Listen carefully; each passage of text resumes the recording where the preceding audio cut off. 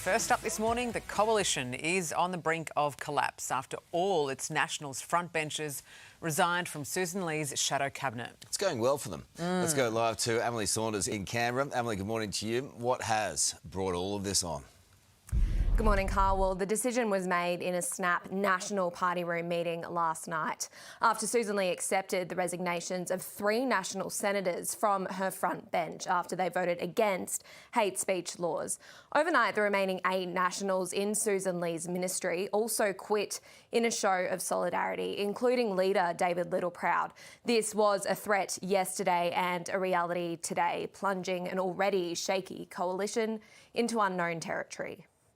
For our nation, I want them to play a good game. He used to lead the National Party, for goodness sake. This, for me, just watching this, of course, I get a sense of sadness because I just go, that's insanity. It's get it together. This move throwing pressure back onto Sussan Ley and her leadership. She so far has not accepted these latest resignations, saying they're unnecessary and urging the Nationals leader not to break up the parties.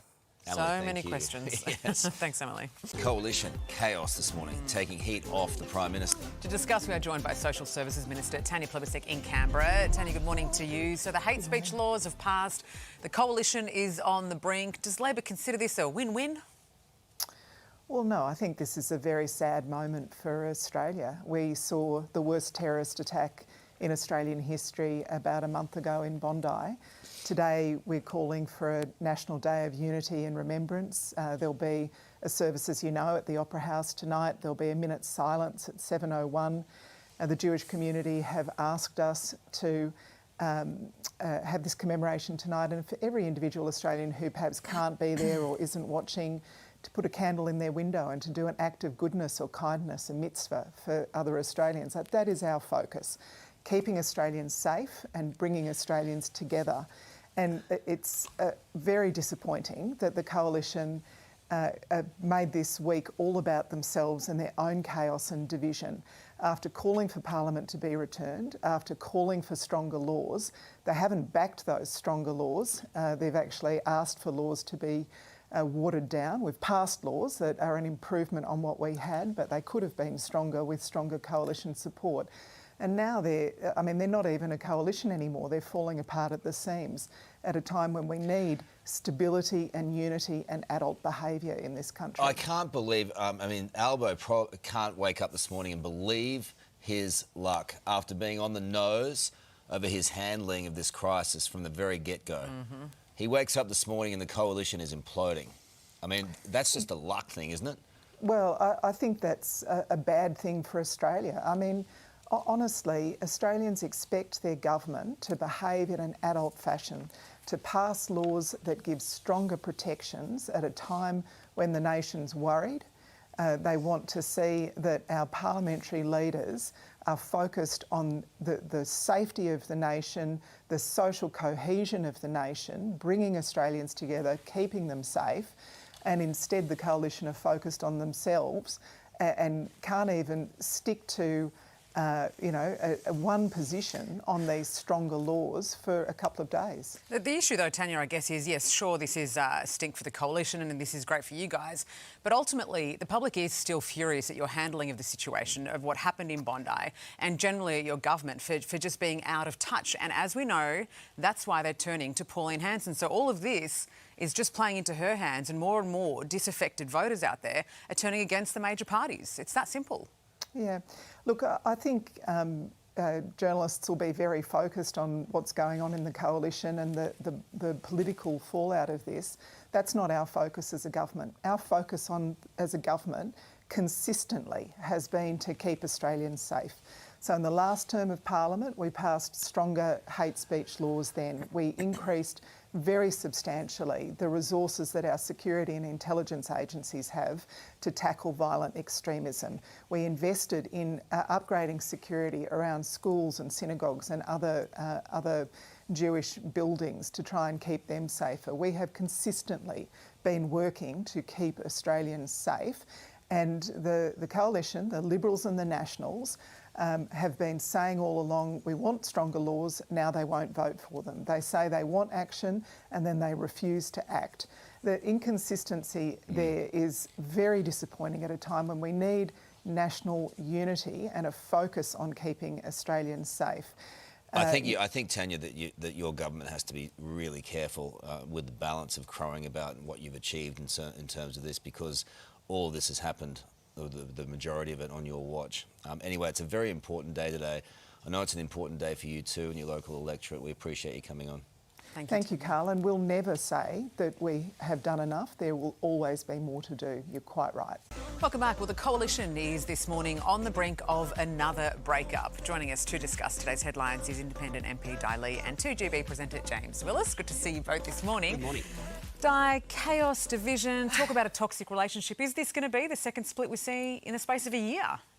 Look, I think they're still going to remain in coalition. They're just really resigning. You're optimistic, are you? Look, I think they're just resigning from the front bench, which it seems chaotic, but I think this will give the Nats... I mean, we have to remember the Nats did not lose any seats at the last election. They always remind us. So they need to obviously reclaim their identity and to be able to vote differently. But obviously there is, I mean, the coalition is supposed to be a broad church, so there's going to be a bit of, testing times at the moment for the coalition. But I think I think that we need to really focus on, and I said this before, having a strong opposition.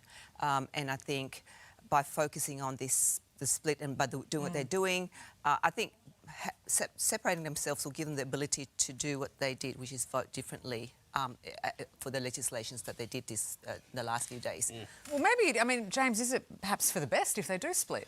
Well, I think, to be honest, the mistake that was made here was Sussan Ley playing politics with this issue from the very start. Now, I realise she's the opposition leader and Di's right. If you have bad opposition, you get bad government. We need a very strong opposition.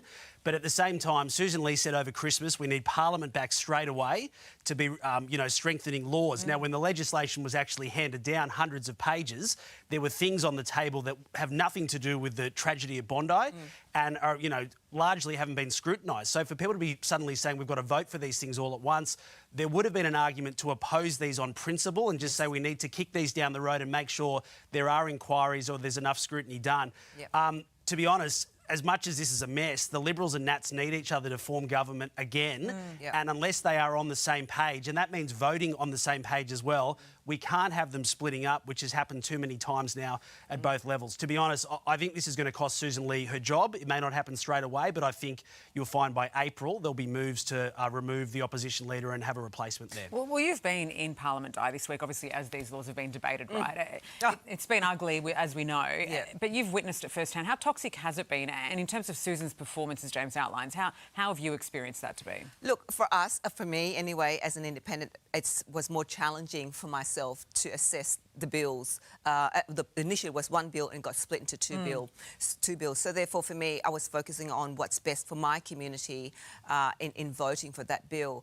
I wasn't concentrating, but obviously when we went in to vote, my concern, because I voted against for both, and I know that the Nats voted against the gun law, and David Littleproud had a really great argument because at the end of the day, you won't get the criminals handing back their guns in this law. You won't, but what you're punishing are the law-abiding citizens. The second bill, I was surprised because obviously I went in there also thinking, how am I going to vote on this? Of course, I voted against it. And there was one Liberal who voted against that as well. And so you saw that and you think, oh, how is this going to sit? But is this because of Sussan Ley's weak leadership? Look, I as a leader of an opposition and as a party, as a major party, and you can see Labor vote as a caucus, they will not budge. So I can imagine for a party, a major party, you have to come together and vote the same way. Otherwise, well, do you though? Because that's obviously one of the rules that has led to the front bench completely now resigning from the National side. Should that rule still stand? I mean, maybe it shouldn't. It shouldn't. Absolutely. I mean, you should have a conscience vote. I don't think so.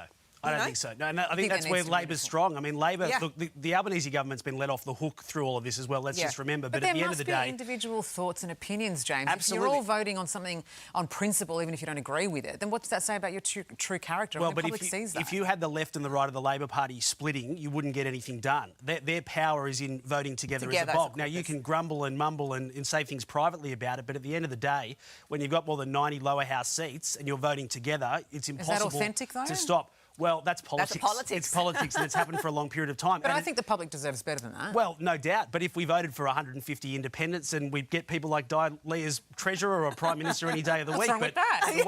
the way that things lie, you've got one side with a strength and one side with a weakness. And if the Liberal Party can have a conscience vote and the Labor Party can't, well then you're more chance of division here Yeah. every single time. Yeah, all right. And it all plays into Pauline Hanson's hands, doesn't it? With those surge in votes. All right, guys, thank you so much for joining me this you. morning. Appreciate it.